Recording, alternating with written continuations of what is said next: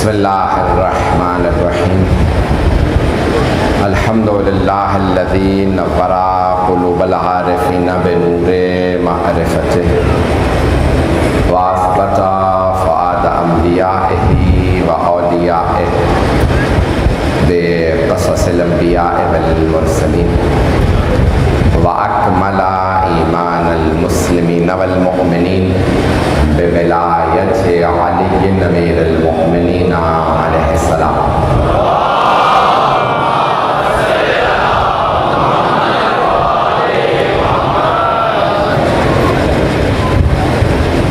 والصلاة والسلام والتحیۃ والاکرام علی افضل الموجودات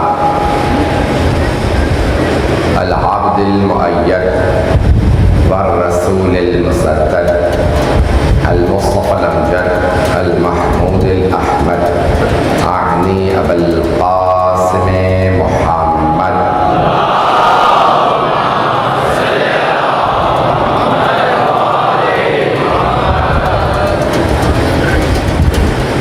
وعلى روحه ونفسه وصهره ووصيه سيد الأتقياء والأصفياء مولى الموالي امام المتقين علي بن ابي طالب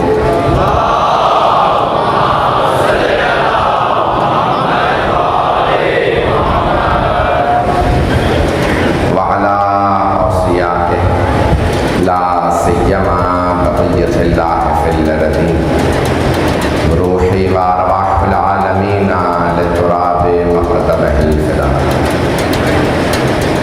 واللعنة الدائمة على أعدائهم أجمعين من الآن إلى قيام يوم الدين أما بعد فقد قال الله الحكيم في كتابه الكريم بسم الله الرحمن الرحيم الحمد لله رب العالمين صدق الله العلي العظيم صلوات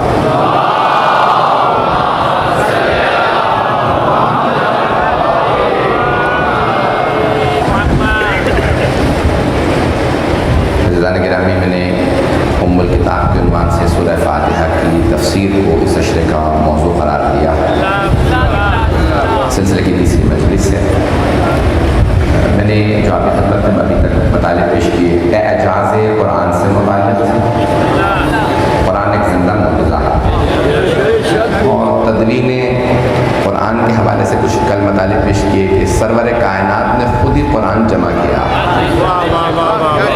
اس کی ایک دلیل یہ ہے کہ شیعہ مکتب فکر میں فقہ جعفری میں سورہ فاتحہ کے بعد مکمل سورہ پڑھنا واجب ہے دیگر مذاہب میں دیگر فقہ میں مکمل سورہ پڑھنا واجب نہیں چند آیات پڑھ لو کافی ہے ہمارے یہاں مکمل سورہ پڑھنا سورہ فاتحہ کے بعد مکمل سورہ پڑھنا واجب ہے اگر کوئی سورہ نامکمل ہوتا تو پھر ائمہ علیہ السلام بتا دیتے یہ سورہ نہ پڑھنا یہ نامکمل ہے لیکن ائمہ علیہ السلام نے کبھی نہیں کہا کہ یہ سورہ نہ پڑھنا وہ سورہ نہ پڑھنا ہر سورہ مکمل ہے عزیزان گرامی قرآن کریم سرور کائنات نے اپنی زندگی میں جمع کیا اور بتایا کہ یہ ایک زندہ معجزہ ہے اور قرآن نے بڑے واضح الفاظ میں یہ فرما دیا اللہ سبحانہ وتعالیٰ نے کہ فَأْتُوا بِمِثْلِ هَٰذَا الْقُرْآنِ تم اس قرآن جیسی ایک کتاب بنا لاؤ جسے چاہو اپنی مدد کے لیے بلا لو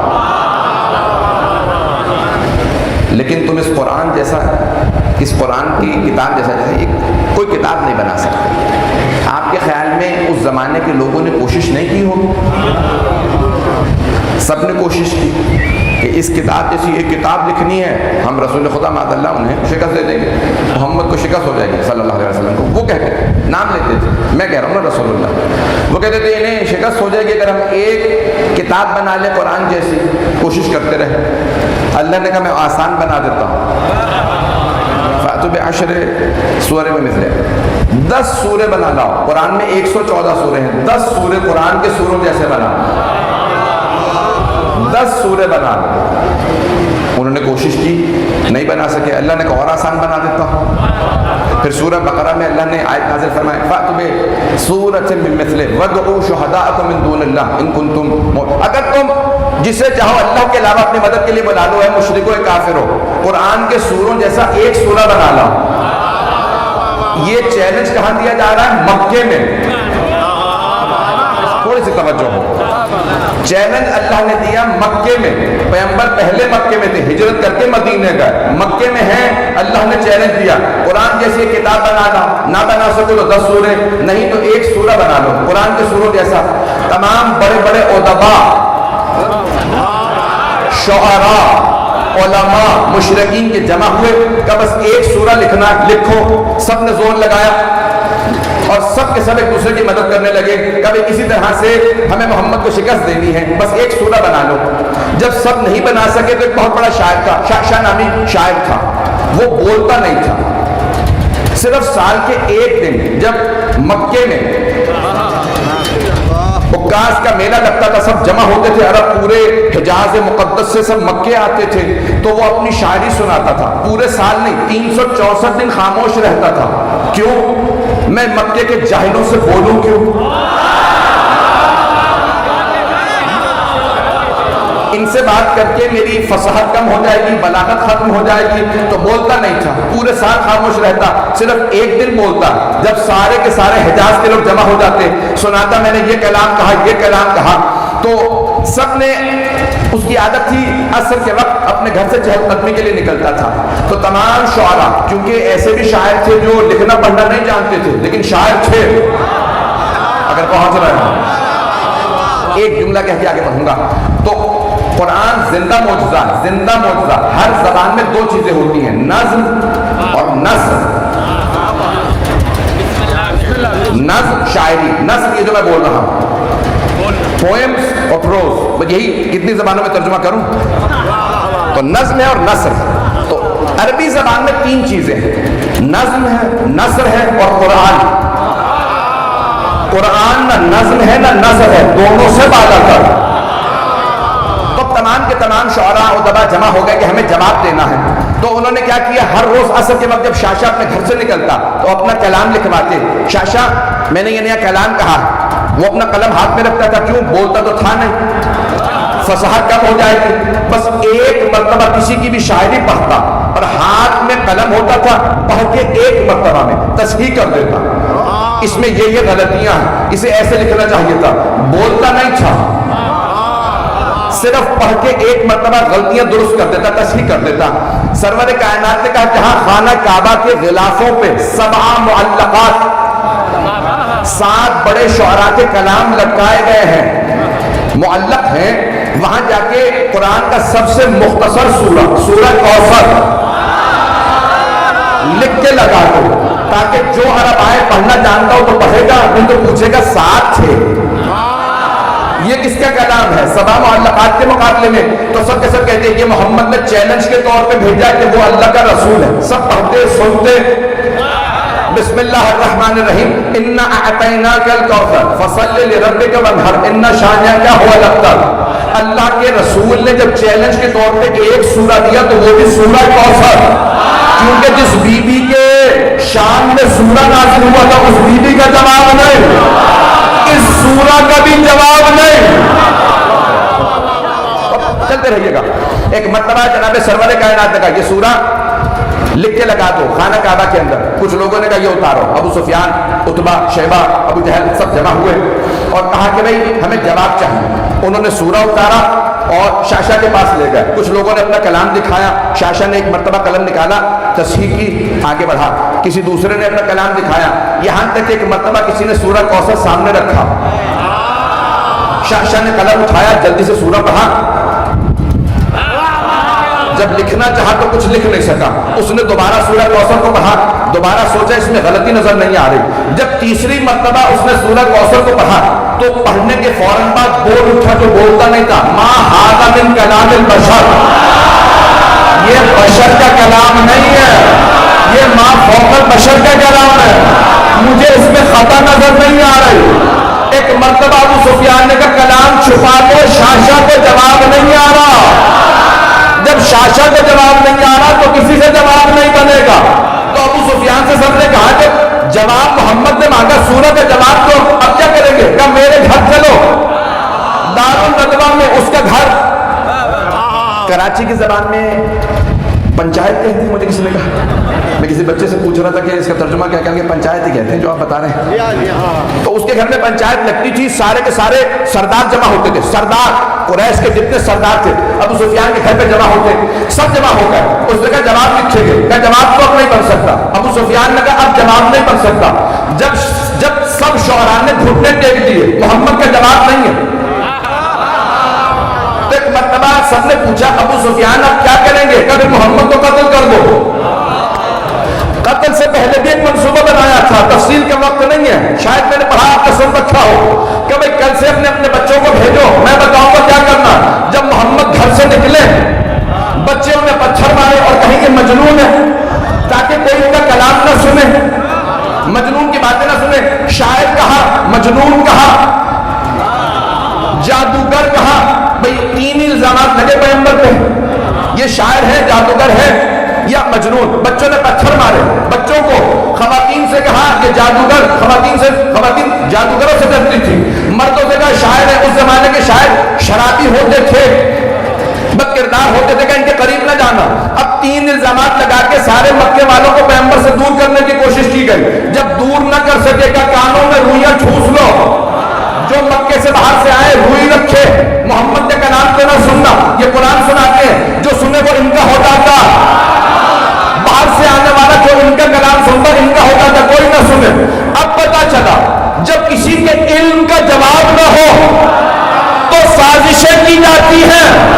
ابھی بھی نہیں ہے لوگ مجمع میں گئے صاحب، جب کسی کے حق کی مخالفت کی، انسان کے پاس حق کی کوئی جواب کوئی نہ ہو، انسان کے پاس جواب نہ ہو تو انسان تہمت لگاتا۔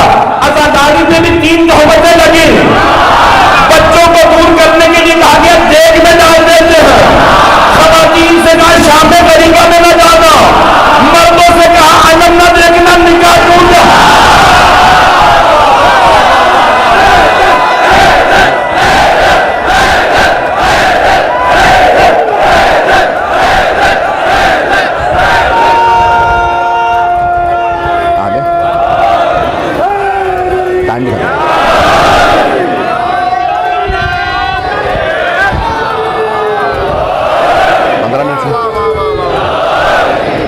جو فرما رہے ہیں جب وہ علم کا جواب نہیں رکھتے تھے، اعجاز کا جواب نہیں رکھتے تھے، ہر دور میں جب انسان کے پاس علم کا جواب علم سے نہیں ہوتا تو پھر دہشت گردی کی جاتی ہے، پھر خودکش حملے کیے جاتے ہیں، پھر قتل کے منصوبے بنائے جاتے ہیں۔ ایک روک کے جملہ پیش کر رہا ہوں، سرور کائنات کے ساتھ بھی یہی ہوا، مولا کائنات کے ساتھ بھی۔ خوارج جمع، خوارج تو سمجھتے ہیں اتنا، خارجی کو کس جمع ہے خوارج، خوارج جمع ہوئے کہ علی کا جواب نہیں ہے، کیا کریں؟ کہ پھر علی کو مسجد میں قتل کر دیتے۔ خوارج جمع ہوئے، پیٹ تک داڑیاں تھیں، سجدوں کے نشان تھے، بہت زیادہ نمازیں، روزے، قرآن سب کچھ کرتے تھے، اور کیا کہہ رہے تھے؟ یا علی اکثر تھا، یا علی معاذ اللہ استغفر اللہ، دہراتے میں میری زبان لرزتی ہے، یا علی اب کافر ہو گئے۔ آج بہت سے نوجوان بچے کہتے ہیں مولانا ساری دنیا ہمیں کافر کے لیے، کیا بات ہے؟ وہ جسے رسول خدا نے کہا یہ کل ایمان ہے،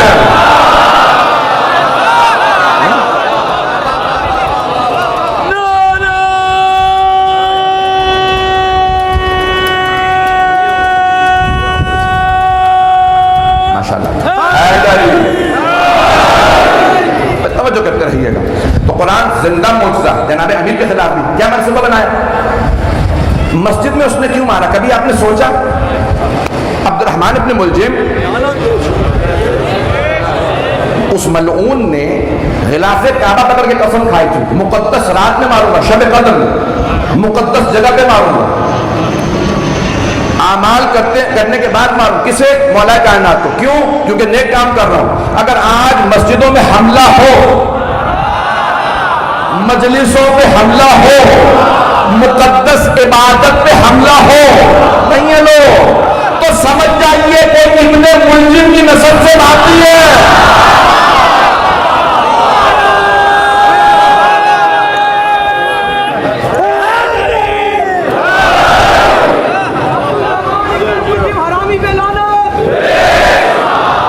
توجہ میرے ساتھ رکھیے گا عزیزان گرامی، بات پہنچ رہی ہے میری؟ اب سرور کائنات نے کہا زندہ معجزہ ہے قرآن کریم، وہ علم کا جواب علم سے نہیں لا سکے۔ میں جو انچولی میں پڑھ رہا ہوں وہاں پہ حکمت میرا موضوع ہے، دین و حکمت، وہاں میں پیش کروں گا، لیکن ایک اشارہ کر رہا ہوں، سارے کے سارے عرب ابو الحکم حکمت کا باپ کہتے تھے ابو جہل کو۔ نہیں لوگ پہنچ گئے، زیادہ نہ کھلوائیے گا موضوع۔ ابو جہل، رسول خدا نے کہا ابو جہل، رسول خدا سے پہلے کسی نے کبھی اسے ابو جہل نہیں کہا تھا، نام تھا عمرو، عین میم رے واو۔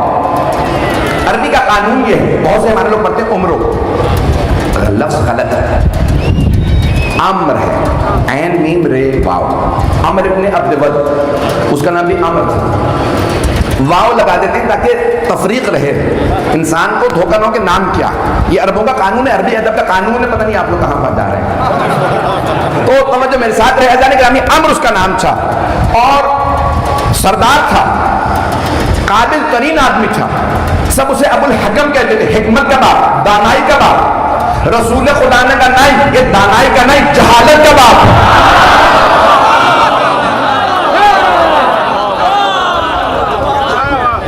اتنا قابل ہو کے اسے توحید سمجھ نہیں آ رہی، رسول خدا کو دیکھ کے مان نہیں رہا، جو دیکھ کے پیغمبر کو نہ مانے، پیغمبر نہیں، جو دیکھ کے معصوم کو نہ مانے، وہ جتنا بھی پڑھا لکھا ہو ابو جہل ہے، چاہے پیغمبر کو دیکھے، چاہے حسین کو کربلا میں دیکھے۔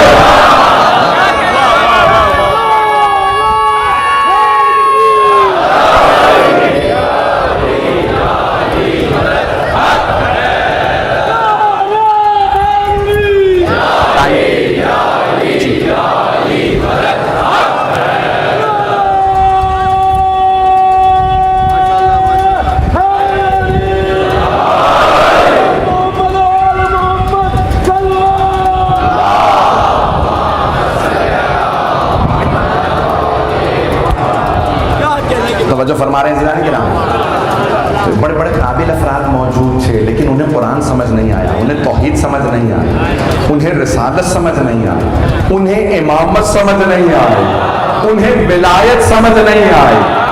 تو ایسے لوگوں کے لیے پیغمبر اسلام نے فرما دیا کتنے بھی قابل ہوں، کچھ لوگ پڑھے لکھے جاہل ہوتے ہیں، پڑھا لکھا تھا، پڑھا اس زمانے میں اگر یہ آج کی ڈگریاں ہوتی نا تو وہ پی ایچ ڈی ہوتا، اتنا قابل آدمی ابو جہل، اتنا قابل تھا کہ آج پی ایچ ڈی ہوتا، سیاست میں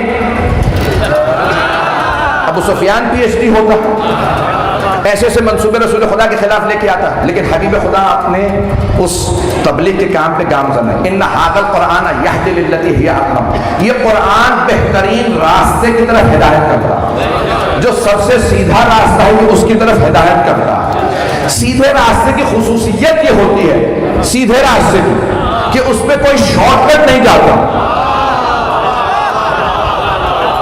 نہیں پہنچا سکا۔ دیکھیں شارٹ کٹ، اب اردو میں مجھے کوئی لفظ نہیں ملا اس کے لیے، شارٹ کٹ سمجھتے ہیں تمام حضرات، انگریزی کا لفظ ہے، ایک راستہ کہیں جا رہا ہے تو آپ کہتے ہیں بھئی میں کہیں شارٹ کٹ لگا لوں، بیچ سے کوئی گلی نکالوں، کوئی راستہ تلاش کر لوں کہ راستہ میرا کم ہو جائے۔ شارٹ کٹ وہاں لگایا جاتا ہے جہاں سڑک ٹیڑھی ہو، سیدھی نہ ہو، لیکن سیدھے راستے پہ شارٹ کٹ نہیں جاتا۔ ہر وہ آدمی جو صراط مستقیم پہ شارٹ کٹ لگائے، سمجھ لو صراط مستقیم سے ہٹ گیا، نہیں پہنچا سکا، پھر بھی نہیں پہنچا سکا۔ جب سیدھا راستہ ہونا کوئی پوچھے کہاں جانا،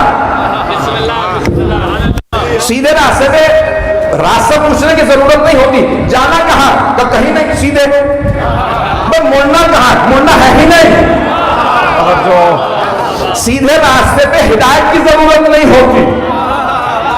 بھئی جب راستہ ٹیڑھا میڑھا ہو تو انسان کو ہدایت کی ضرورت ہوتی ہے۔ ہدایت کے دو طریقے ہیں، اراءۃ الطریق اور ایصال الی المطلوب، منطق کی روح سے۔ ایصال الی المطلوب، میں نے ایک ٹیکنیکل بحث شروع کی ہے، میرا ساتھ دیجیے گا۔ ایصال الی المطلوب، مثال کے طور پہ میں یہاں قریب سے آیا ہوں 15-20 منٹ کا راستہ, کوئی مجھ سے پوچھے بھئی اس جگہ پہ جانا ہے, تو میں کہوں گا میرے ساتھ ہی چلیے, میں بھی اسی مجلس میں جا رہا ہوں. تو مطلوب تک پہنچانا یہ ہے ایصال الی المطلوب, مقصد تک پہنچانا, ہدف تک پہنچانا, یہ ہدایت. دوسرا, کوئی آدمی مجھ سے کسی اور جگہ کا راستہ پوچھے, میں کہوں بھئی یہاں سے نکلیں گے, الٹے ہاتھ پہ مڑ جائیے گا, سڑک کے اختتام سے دائیں مڑ جائیے گا, جب مین روڈ پہ چلتے رہیں گے وہاں سے ایسے ایسے پہنچیں گے اور آپ اس جگہ پہ پہنچ جائیں گے. اسے کہتے ہیں اراءۃ الطریق, راستہ دکھانا.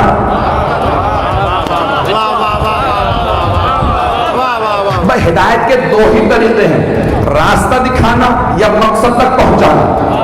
اور اگر سیدھا ہی راستہ ہو, نہ مقصد تک پہنچانا ضروری نہ راستہ دکھانا ضروری. کیوں؟ راستہ سیدھا ہے لیکن وہ اتنا کریم ہے, اس نے دونوں کر دی.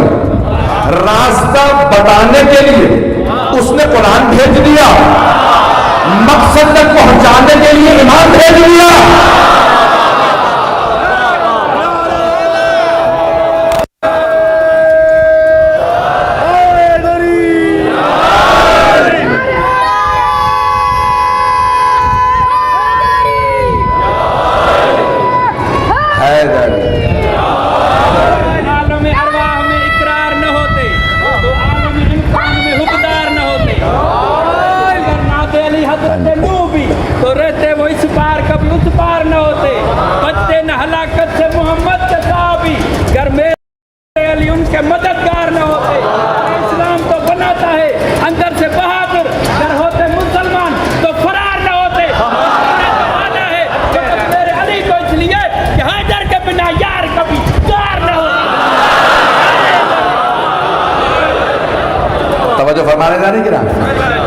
تو مجھے اعجاز قرآن کو آج مکمل کرنا تھا تاکہ میں تفسیر کو شروع کر سکوں.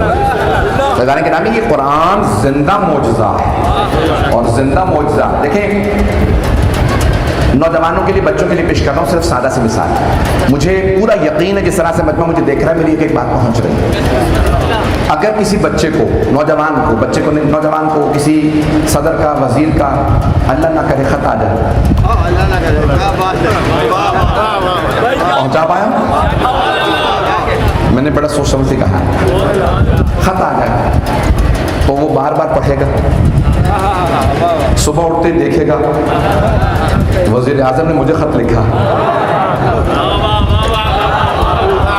ہر آدمی کو دکھائے گا دیکھیے وزیر اعظم نے میرے نام خط لکھا, بار بار خود بھی دیکھے گا, یاد بھی ہو جائے تو دیکھتا رہے گا. خط وزیر اعظم سے آیا, کوئی بادشاہ, صدر کوئی خط لکھے تو انسان بار بار دیکھے گا, اسے بار بار پڑھے گا, یاد بھی ہو جائے تو پڑھتا رہے گا. اور اگر اللہ نے کوئی خط لکھا ہو اور نام قرآن ہو اور کوئی جوان صبح اٹھ کے نہ کھولے, بار بار کھول کے دیکھے, پڑھ نہ بھی سکتے ہو, کھولے, اللہ نے خط لکھا.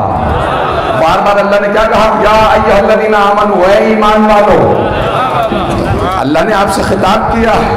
عزیزان گرامی, اس میں 114 سورے ہیں جہاں بار بار اتنے فضائل سن کے آپ خوش ہوتے ہیں. مجھے پتہ نہیں میری بات پہنچ رہی ہے نہیں پہنچ رہی. آپ مولا علی کے فضائل سن کے خوش ہوتے ہیں, پڑھ کے بھی خوش ہوا کیجئے.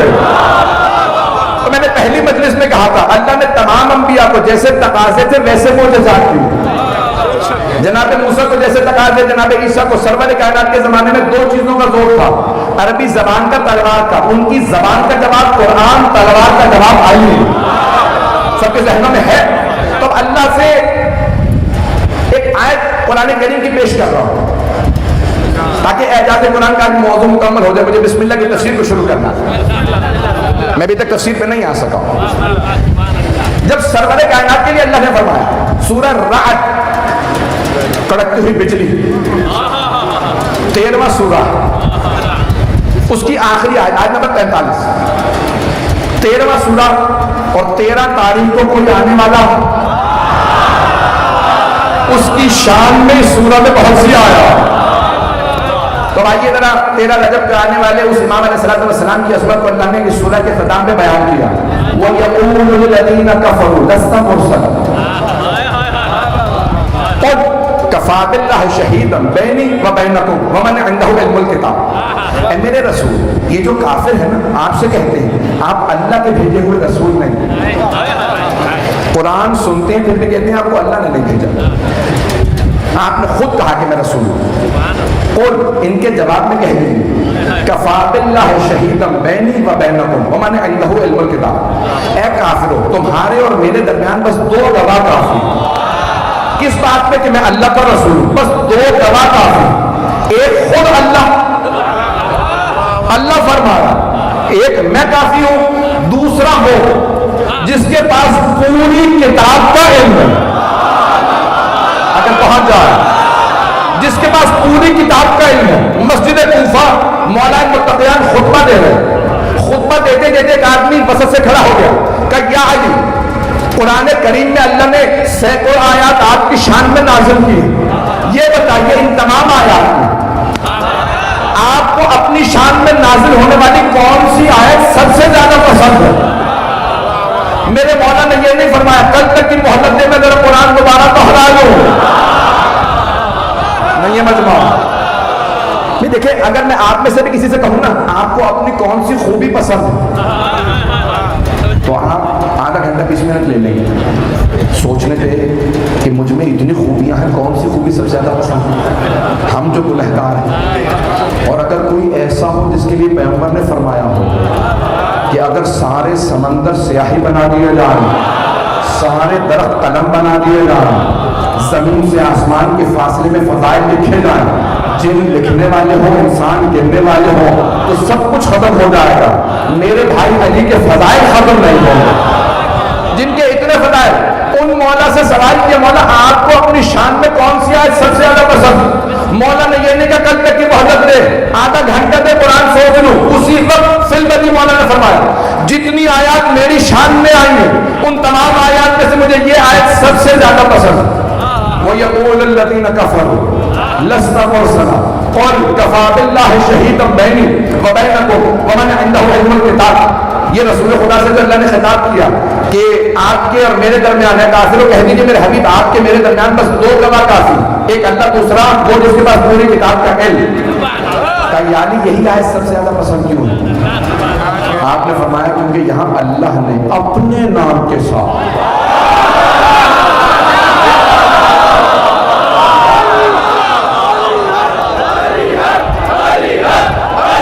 ایک گھونٹا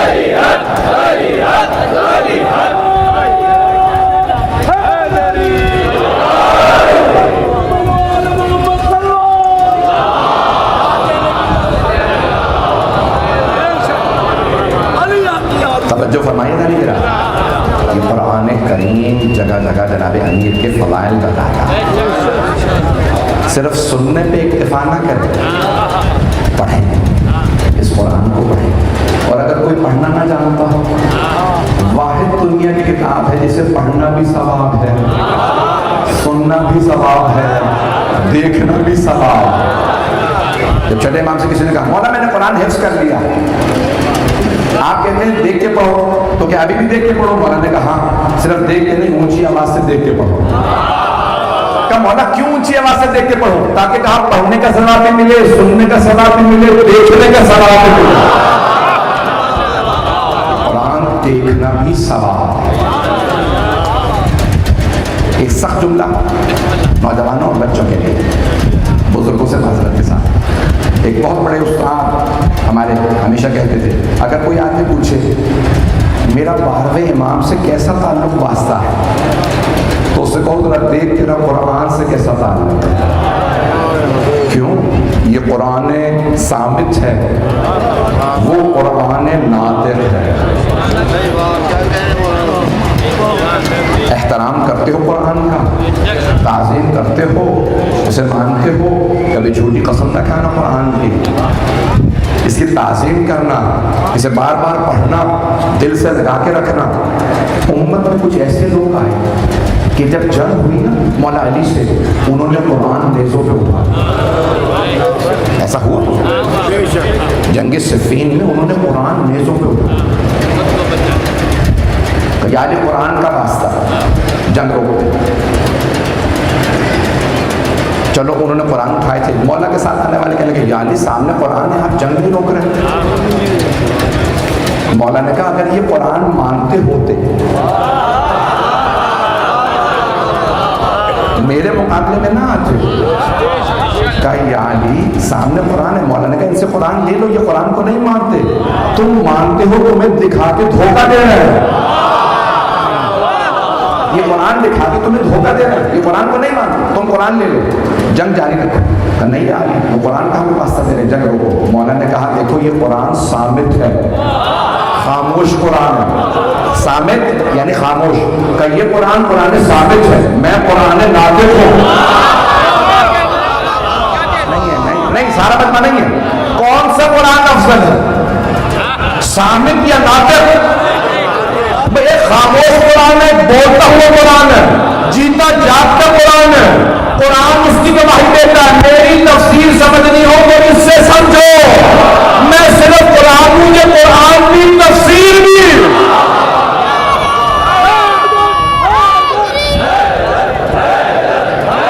ٹائم ہے؟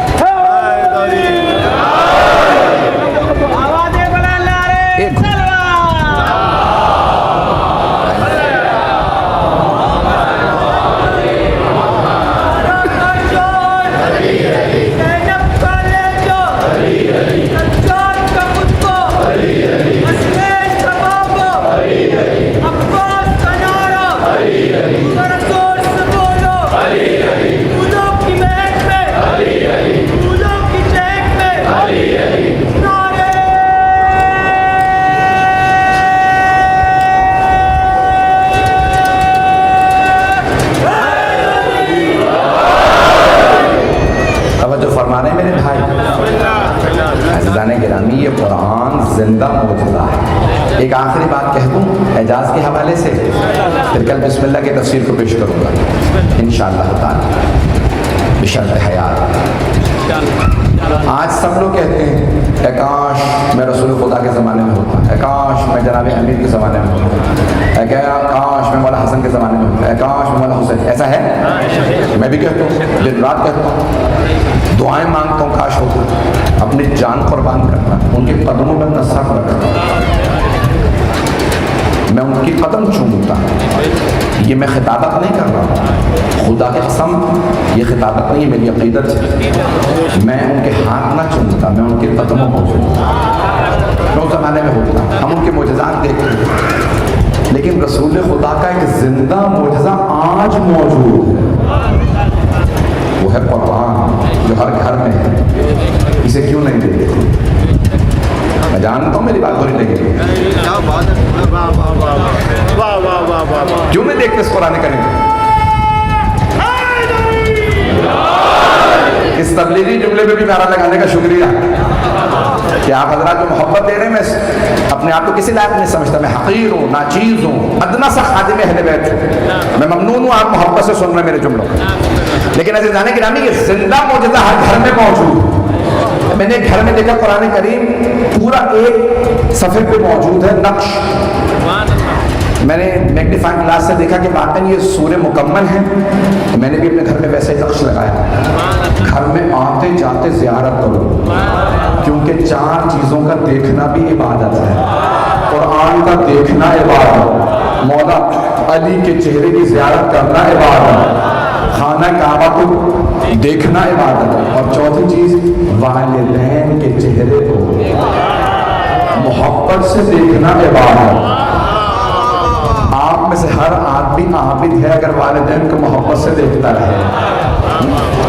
سب لوگوں کو بہت معذرت لیکن پیش کروں گا۔ میدان گرامی یہ قرآن زندہ معجزہ، بار بار دیکھیں، یہ مولا کائنات کی یاد دلاتا ہے، رسول خدا کی یاد دلاتا ہے کہ قرآن آپ کے گھروں میں موجود ہے۔ احترام دے سے بغیر وضو کے قرآن کو چھو نہیں سکتے، فقہی مسئلہ، جلد کو پکڑ سکتے ہیں، لکھائی کو نہیں چھو سکتے۔ آخری جملہ پیش کر رہا ہوں، اس کے بعد مسائل پہ آتا ہوں، 2 سے 4 منٹ کی زحمت۔ قرآن لا یمسہ الا المطہرون، سورہ واقعہ اٹھا کے دیکھیں، لا یمسہ کوئی مس نہ کرے قرآن کو سوائے اس کے جو پاک ہو. الا المطہرون، اسی لیے کہا جاتا ہے وضو طہارت ہے. توجہ، وضو غسل طہارت ہے. اگر غسل نہ ہو، وضو نہ ہو، قرآن کو چھونا حرام، گناہ ہے. بغیر وضو کے قرآن کی لکھائی کو مس بھی نہیں کر سکتے. نہیں ہے مجمع. جب تک انسان پاک نہ ہو تو قرآن کی لکھائی کو چھو نہیں سکتا، کیونکہ قرآن ہے پاک. جب قرآن ثابت کو کوئی پاک نہ ہو تو چھو نہیں سکتا. اب سمجھ میں آیا، قرآن ناطق کو سمجھنے کے لیے شجروں کا پاک ہونا.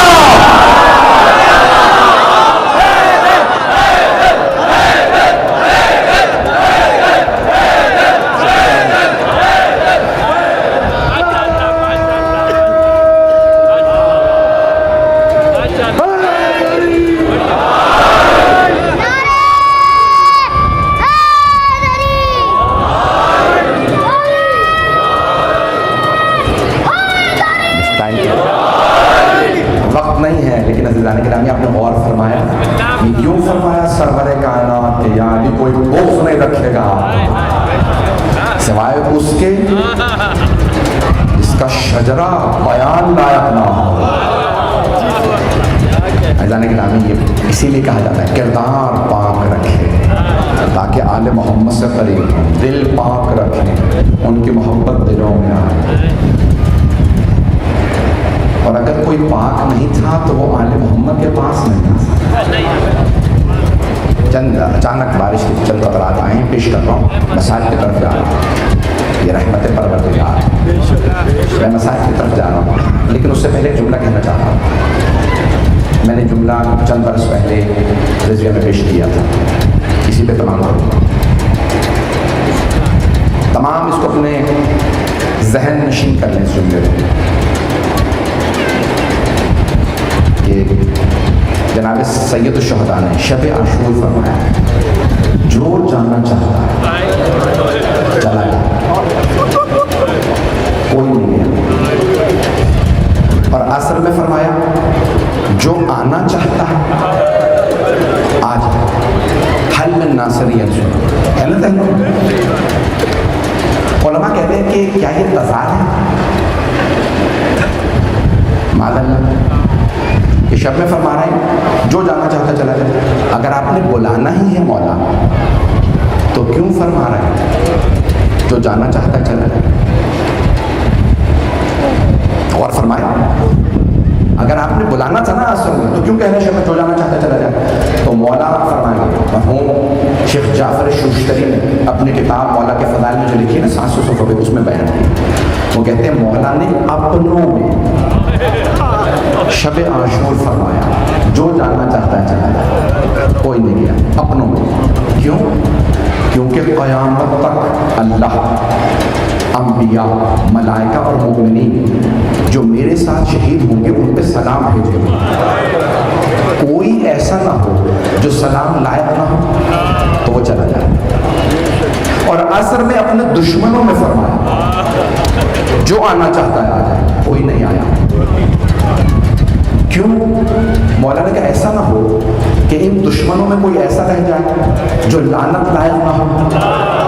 کیوں؟ قیامت تک تمام دشمنان حسین پہ اللہ، اس کا رسول، تمام فرشتے، تمام ملائکہ، مؤمنین، متقین، صالحین سب لعنت بھیجتے ہیں. تو دشمنان امام حسین کے سنگ سارے دشمنوں پہ لعنت ہے. تو جانے کے نام مولا حسین نے کہا جو آنا چاہتا ہے، کوئی نہیں آیا. تو مولا نے سمجھا رہے ہیں میرے والوں میں کوئی برا نہیں ہے، ہوتا تو چلا جاتا. میرے دشمنوں میں کوئی اچھا نہیں ہے، ہوتا تو آ جاتا. بس پہنچ گئے حضرات. تو مولا حسین نے اس انداز سے فرمایا جو آنا چاہتا. اب ایک ایسی ہستی تھی جو مولا کے پاس نہیں تھی، مولا اپنے علم امام سے جانا، نام ہے حضرت حر. حضرت حر یزیدی لشکر میں عمر سعد کے ساتھ عمر سعد بہت ہی ملعون انسان، بلکہ انسان ہی نہیں تھا، درندہ تھا۔ میں بہت ماننا چاہوں گا، سوال شروع ہو چکی ہے، مکمل کر لوں مسائل۔ میں بھی آپ کے ساتھ ہی بیٹھا ہوں، بس میرے بھائی مولا آپ سب لوگوں کو سلام۔ ٹائم ہے، بس میں زحمت تمام۔ تو جناب سید الشہداء جانتے ہیں اپنے علم امامہ سے، ایک ایسا ہے جو ان شہداء میں ہے لیکن ابھی آیا نہیں۔ بہت سے علماء کہتے ہیں اسی لیے آپ نے 9 محرم کو جناب عباس سے کہا ذرا ان سے کہو ابھی جنگ نہ کریں، تم نے مجھے محرم کل مار دیا۔ ابھی کچھ لوگ پہنچے نہیں۔ حضرت ہو 9 محرم گزار کے، شب عاشور گزار کے آئے۔ شب عاشور حضرت ہر نے ایک جملہ سنا، کسی چھوٹی سی بچی کی آواز آ رہی ہے،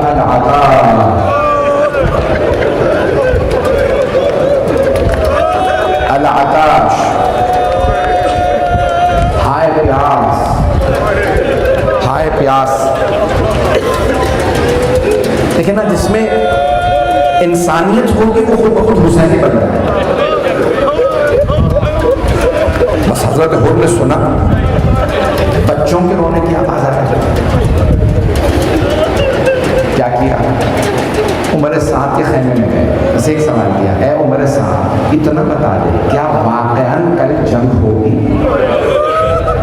عمر سعد نے کہا ہر ایسی جنگ ہوگی کہ ان کے سر کاٹ دیے جائیں گے، ان کے بازو تن سے جدا کر دیے جائیں گے، ہم لاشیں پامال کر دیں گے۔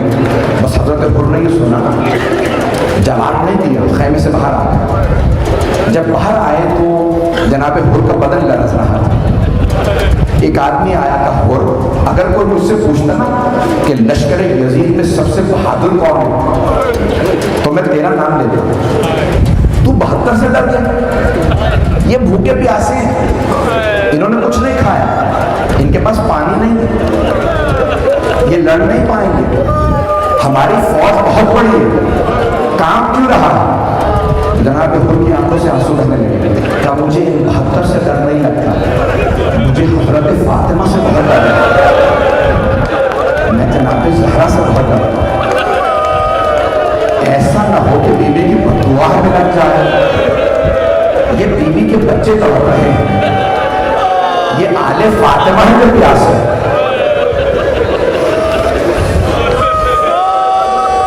حضرت ہر کو بیوی سے بڑی عقیدت تھی، بیوی کی بہت عظمت کا قائل تھی جناب سیدنا۔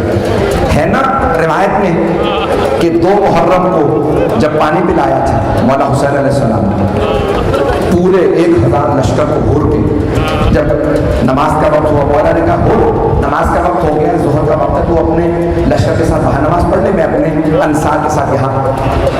تو جناب ہر نے ایک مرتبہ مولا حسین علیہ السلام نے کہا حسین آپ کے ہوتے ہو میں نماز پڑھاؤں گا، ہم سب آپ کے پیچھے نماز پڑھیں گے۔ مولا نے نماز پڑھائی، جانتے ہیں نا کہ یہ اتنی عقیدت رکھتا ہے، نماز پڑھائی مولا نے، اپنے زلجرہ پہ سوار ہوئے، جیسے ہی لجام فرس میں ہاتھ ڈالا ہر آگے بڑھے اور امام حسین کے گھوڑے کے لگام میں ہاتھ ڈالا، کہا حسین میں جانے نہیں دوں گا، مجھے عبید اللہ بن زیاد نے بھیجا گرفتار کرنے کے لیے۔ تو مولا نے مرتبہ جناب ہر کو دیکھا، کہا لیکن کلام کا یہ شیخ اور آرام سے بات کر، تو اکیلا ہے، میرے ساتھ میری بہن ہے۔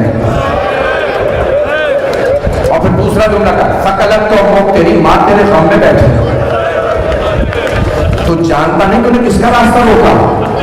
کچھ دیر تک حضرت ہر مولا حسین کو دیکھتے رہے، اور جانتے کیا فرمایا؟ ایک مرتبہ دیکھنے کے بعد کہا حسین اگر پورے عراق میں مجھ سے کسی نے میری ماں کا نام لیا ہوتا میں اسے یہی جملہ پلٹا دوں، لیکن میں کیا کروں، آپ کی ماں فاطمہ، آپ فاطمہ کے نام ہیں۔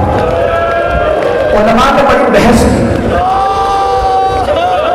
کہ مولا علیہ السلام جانتے ہیں کہ یہ شہداء میں ہے، یہ میرا ساتھ دے گا، تو پھر کیوں کہا تیری ماں تیرے ہم میں بیٹھے؟ کہا مولا نے اسی لیے کہا تاکہ حضرت ہر کو سوچنے پہ مجبور ہو۔ جب ہر نے سنا نا اپنی ماں کا نام تو فوراً سوچنے لگے، کہوں حسین سے آپ کی ماں؟ کہا نہیں نہیں یہ تو فاطمہ کے لال. 2 محرم کو سوچنا شروع کیا, 9 محرم تک سوچتے رہے. اب 9 محرم کو فیصلہ کیا نہیں, میں یزید کے ساتھ نہیں رہوں گا, میں حسین کی طرف جاؤں گا. اب جب جانے لگے نا تو جناب حر کی آنکھوں میں آنسو میں بدل لرز رہا. اگر دیکھ سکتے تو دیکھیے گا, نہیں تو کربلا چلیے گا آنکھیں بند کر کے. ایک مرتبہ ایک آدمی نے کہا, اپنے گھوڑا لے جا رہا ہے, جناب حر نے سوال کیا کہاں جا رہے ہو؟ اس نے کہا حر دیکھتے نہیں اتنی گرمی, میں گھوڑے کو پانی پلانے جا رہا ہوں.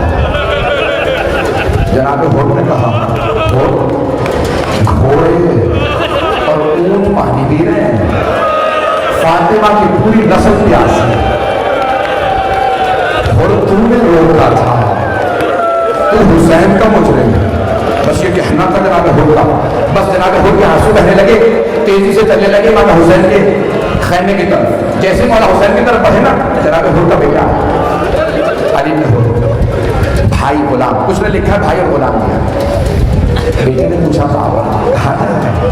کہا بیٹا میں جہنم سے نکل کے جنت میں جا رہا ہوں, جنت حسین کے پاس ہے. کہا بابا جنت میں تنہا جا رہا ہے؟ کہا بیٹا چلنا چاہتے ہو تو میرے ساتھ جنت چلو.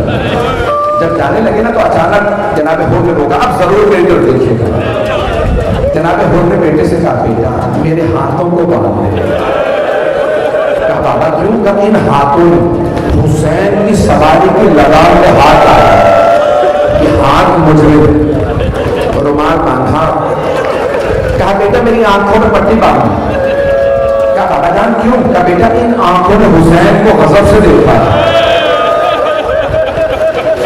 پورے لشکر یزید پہ ایک ہستی کا بہت روگ تھا, وہ ہے حضرت عباس. جیسے ہی حضرت حر کو آتا دیکھا, مولا حسین علیہ السلام نے آواز دی عباس مہمان آ رہا ہے, آپ خود جائیے استقبال کے لیے. جناب حر کو آواز آئی کوئی ہستی آ رہی, آنکھوں میں پٹی ہے. سوال کیا بیٹا کون آ رہا ہے؟ کہا بابا عباس ابن علی آ رہا ہے. حضرت عباس کا بہت روگ. تو جناب حر نے فوراً کہا بیٹا عباس ابن علی کو بتا دو ہم جنگ کے لیے نہیں آ رہے, ہم توبہ کے لیے آ رہے ہیں. جناب عباس نے فرمایا حر میں استقبال کے لیے آ رہا ہوں. بس میں وقت تمام ہو گیا. 5 سے 7 منٹ کی زحمت ہوگی, سارے بندے کی توجہ چاہیے. میرا آپ سے بات ہے, ہر آنکھ میں آنسو آ گیا. جناب حر نے فوراً اپنے ذہن میں سوچا کہ پیاسا کنویں کے پاس نہیں آیا, کنواں پیاسے کے پاس آیا. حضرت عباس علیہ السلام تو کیا کیا جناب عباس نے فوراً ہاتھ کھولے, آنکھوں کی پٹی کھولی, جناب حر کا بازو پکڑا. کیا حر آنکھیں کھولو, سامنے مولا حسین. جناب حر نے اپنے آپ کو زمین پہ گرا دیا, قدموں کو چومنے لگے اور ایک سوال کیا. جیسے مولا حسین نے بازو پکڑے نا جناب حر کو اٹھایا تو جناب حر نے بس ایک سوال کیا یا حسین حل من توبہ, کیا میری توبہ قبول ہو سکتی ہے؟ علماء کہتے ہیں کہ سوال بتا رہا ہے کہ حضرت حر یہ سوچ رہے تھے کہ میرے توبہ کے دروازے بند ہو گئے, اب میری توبہ قبول نہیں ہو سکتی. اب میرا جملہ سنیے گا, جانتے مولا حسین نے کیا فرمایا؟ مولا نے ایک مرتبہ جناب حر کو پکڑا, سیدھا کھڑا کیا, قدموں سے اٹھایا, سینے سے لگایا اور ایک جملہ کہا حر جہاں میں نے تجھے معاف کیا, حر میری ماں فاطمہ نے تجھے معاف کیا, حر میرے بابا علی مرتضیٰ نے تجھے معاف کیا, حر میرے نانا رسول خدا نے تجھے معاف کیا, حر میرے اللہ نے تجھے معاف کیا. اب ایک مرتبہ جناب حر نے مولا کی بارگاہ میں عرض کی, بس 5 سے 7 منٹ. کہا مولا آپ نے اگر مجھے معاف کر دیا ہے نا تو سب سے پہلے مجھے جنگ کی اجازت ہے. مولا نے فرمایا آپ ہمارے مہمان ہیں, مہمان کو پانی پلایا جائے اور ہمارے پاس پانی نہیں ہے. جناب حر کے آنسو بہنے لگے. کہا مولا اب مجھے پانی کا تذکرہ نہ کیجیے. مولا 2 محرم کو میں نے خیمے اٹھوائے تھے, مولا مجھے معاف کر دو. ایک پانی کا بڑا صدمہ تھا حضرت حر کو, دوسرا کس بات کا؟ کہا ٹھیک ہے حر اجازت سے آپ پہلے جا سکتے ہیں. کہا مولا جب میں نے آپ کا راستہ روکا تھا نا تو آپ نے کہا تھا آنا آپ سے بات کریں, تو تنہا ہے, میرے ساتھ میرے بہن. مولا کیا ممکن ہے میں آپ کی بہنوں سے معافی مانگ رہا ہوں. مولا حسین علیہ السلام نے ایک مرتبہ حضرت حر کو دیکھا، پھر کہا عباس حر کو زینب کے خیمے کے باہر کھڑا ہوا. جناب حر آیا، جہاں بیویاں تھیں نا وہاں باہر کھڑے ہو، گھوڑے پہ سوار ہے، سر پہ خول ہے، زرہ پہن رکھی ہے. جناب حر نے بلند آواز سے کہا اے عصمت تطہیر کی پروردہ بیوی ہو، اے علی و بطول کی بیٹی ہو، میں آپ کا مجرم ہوں، میں نے آپ کے بھائی کا راستہ روکا، مجھے معاف کر دیجیے گا. روز قیامت اپنی ماں فاطمہ سے میری شکایت نہ کیجیے گا. بس یہ جملہ کہنا تھا، بیویوں کے رونے کی آواز آنے لگی. جناب سیدہ کا نام آنا تھا، ساری بیویاں رونے لگی. جناب حر کے کانوں میں آواز گئی کہ بیویاں رو رہی ہیں. حضرت حر نے ایک مرتبہ اپنے سر سے خود اتارا، اپنے آپ کو زمین پہ گرایا. جیسے زمین پہ گرایا سر میں خاک ڈالنے لگے، چہرے پہ ماتم کرنے لگے. میرے بھائی وہاں پہ ہوش ہو گئے. میں بہت معذرت چاہتا ہوں اور مسائل نہ پڑھوں، مکمل کروں نہ کروں.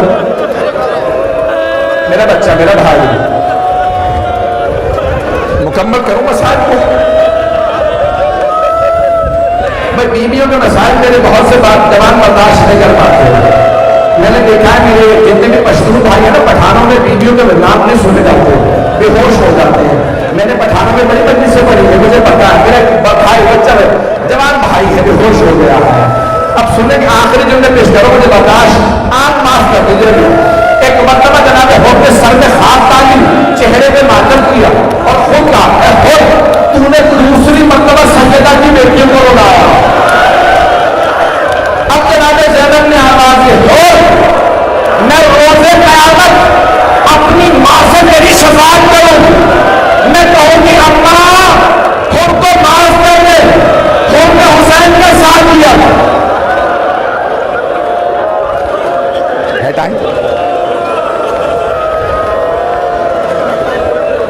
2 منٹ کی زحمت. جناب حر نے دیکھا اتنا بڑا لشکر ہے، پہلے فوراً کہا بیٹا آپ جائیے جنگ کیجیے، ایسا نہ ہو کہ مجھے مرتا دیکھے. آپ جنگ نہ کریں، حسین کا ساتھ چھوڑ دیں. ایک مرتبہ جناب حر نے کہا بیٹا آپ پہلے حملہ کریں. جناب حر کے بیٹے نے حملہ کیا. بیٹا بھوکا پیاسا نہیں تھا، وہ اس طرف سے آیا تھا. بڑا مقابلہ کیا جناب حر کے بیٹے نے، لیکن آخر اکیلا تھا. وہاں بہت بڑی فوج تھی، کچھ دیر لڑتا رہا. اچانک کسی ملعون نے جناب حر کے بیٹے کے سر میں گوشت مارا. گوشت کا لگنا تھا. بیٹے نے آواز دی بابا میری مدد تو آئی.